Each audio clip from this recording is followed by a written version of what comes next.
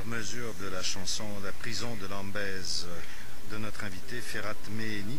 Les premières paroles en traduction libre, Lambèse est une prison dont seule l'évocation du nom fait trembler de peur.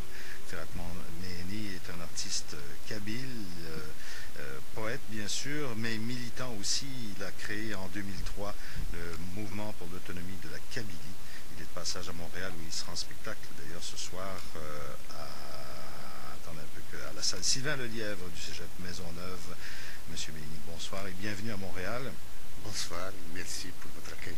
C'est un plaisir de vous rencontrer. Cette poésie qui est la vôtre et qui est militante, je le disais, indissociable, parce qu'il y a des gens pour qui l'art se suffit à lui-même, et puis il y a des artistes qui se retrouvent dans une situation telle que l'art, c'est une arme de plus à utiliser. Très jeune, je me suis rendu compte de la force du pouvoir des mots et de leur plasticité.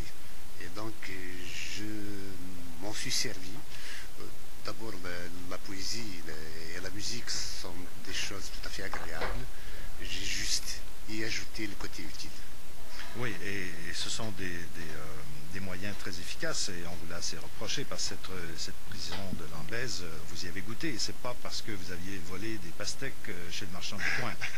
J'ai été arrêté à 12 reprises du temps du parti unique en Algérie pour ma liberté de ton, ma liberté d'expression. Je ne regrette rien puisque nous avons fini, tous ceux qui avaient bougé pour cette démocratie, par finir par l'arracher. Donc la prison, j'en ai fréquenté 5 d'entre elles, et donc la plus terrible fut celle de Lambèse.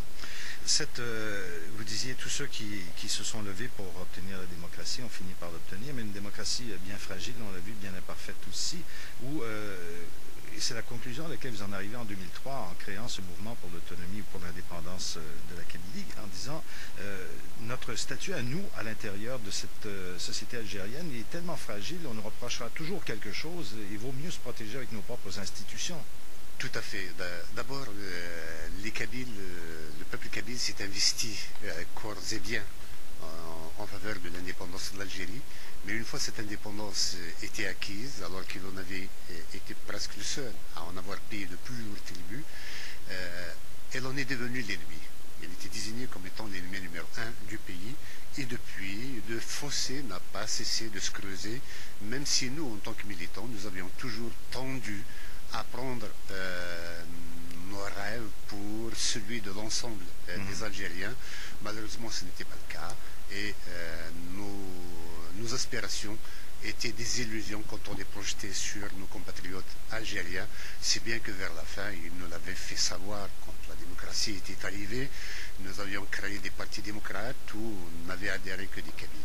Donc, c'est pour ça que nous en avons tiré les leçons, mais surtout, une fois que le gouvernement algérien, en 2001, avait franchi un palier, le palier de l'irréparable, quand il a tiré sur nos enfants qui manifestaient pacifiquement pour revendiquer uniquement le droit à la vie. À partir de là, je me suis personnellement dit, avec d'autres amis, que si ce palier est franchi, c'est qu'une autre fois, si d'autres conditions similaires se présenteront, nécessairement, le gouvernement algérien va de nouveau tirer. Donc, pour prévenir ce genre de situation, il faut absolument que les moyens de sécurité soient entre nos mains et non pas entre ceux des autres. Deuxièmement, moi j'ai passé toute ma vie à militer, ma génération, toutes les générations de Kabyles, depuis l'indépendance de l'Algérie, 1962, nous avons passé notre vie à nous battre, à aller en prison, à nous faire matraquer dans les manifestations, à faire des grèves générales, à faire des marches, à faire des sit-ins. Est-ce que c'est uniquement ça, le lot que nous allons léguer à nos enfants, qui vont eux-mêmes revivre, ça va être l'éternel recommencement pour la Kabylie. Nos enfants, et les générations futures des Kabyles, ont-elles aussi besoin de paix, d'amour, de respect, et ainsi de suite, comme tous les autres peuples et toutes les jeunesses du monde. Donc, vous dites que ceux qui ont cru, par exemple, qu'après les 10 années de guerre civile, tous les morts que l'on sait, les accords de la Concorde du président Bouteflika, la fin du maquis, etc., qu'il y aurait peut-être une fenêtre qui s'ouvrirait pour un espace de reconquête de liberté, vous dites non, ça s'est fait à notre dépens. Tout à fait. La réconciliation nationale, ce que l'on présente, la politique qu'on présente comme telle, c'est plutôt une alliance entre le terrorisme islamiste des maquis avec le panarabisme du pouvoir, des institutions du pouvoir algérien. Et cela ne peut se faire qu'au détriment de la Kabylie qui, elle, représente des valeurs aux antipodes de l'intégrisme, de l'arabisme et de l'islamisme. Donc c'est le bastion de la démocratie auquel, j'en suis sûr, cette alliance va s'attaquer d'ici très peu. Les Kabyles, ils doivent se sentir aujourd'hui terriblement isolés, plus que jamais, non? Ils sont d'abord isolés en termes de solidarité, parce que déjà quand on a tiré sur la Kabylie, sur les enfants kabyles, il n'y avait pas de réaction à l'échelle algérienne, mais depuis, on a laissé l'insécurité se développer en Kabylie.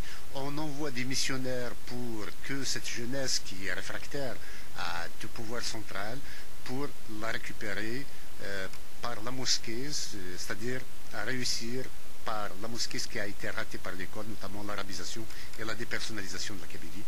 Le peuple kabyle aspire à la plénitude de ses droits. Il faut absolument que les Algériens, et le monde entier surtout, le sachent et surtout se solidarisent pour qu'il n'y ait pas de politique génocidaire qui soit menée d'ici quelque temps. C'est intéressant, c'est une des régions dans la région où on fait une grande séparation entre la religion et la vie publique. En fait, la religion est une affaire privée, familiale, etc. En Kabylie, de tradition, non? La culture kabyle est de tradition laïque. Jamais l'officiant, le prêtre, ne s'immisce dans les affaires du village. Et on sait que chaque village en Kabylie est une mini-république. Donc c'est l'assemblée du village qui gère les affaires et le prêtre n'a rien à faire dedans. Et ceci gêne un peu aussi bien les institutions de l'État que le courant islamiste. Et c'est en ce sens que, en même temps, la Kabylie est un modèle, est un exemple de par le monde où l'on peut vivre sa spiritualité dans la sphère privée et vivre sa liberté de conscience et autres, mais en même temps, elle est menacée parce qu'il y a des lois aujourd'hui qui qui ont été faites pour empêcher la conversion, par exemple, des Kabyles au christianisme. Et nous sommes en plein mois de Ramadan. Il y a un ami qui a un établissement privé sur la montagne. Nous sommes en plein mois de Ramadan, où les gens jeûnent normalement, mais comme ce garçon est un laïc qui a ouvert discrètement pour un certain nombre de gens, il a été arrêté, condamné à 1 an de prison ferme et à 200 000 dinars d'amende, ce qui représenterait 5 000 dollars canadiens là-bas, mais c'est énorme en soi.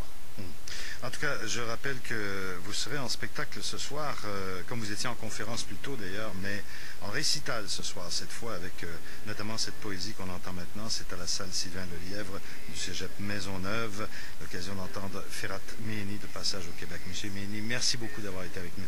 Merci, monsieur Desautels. Au revoir.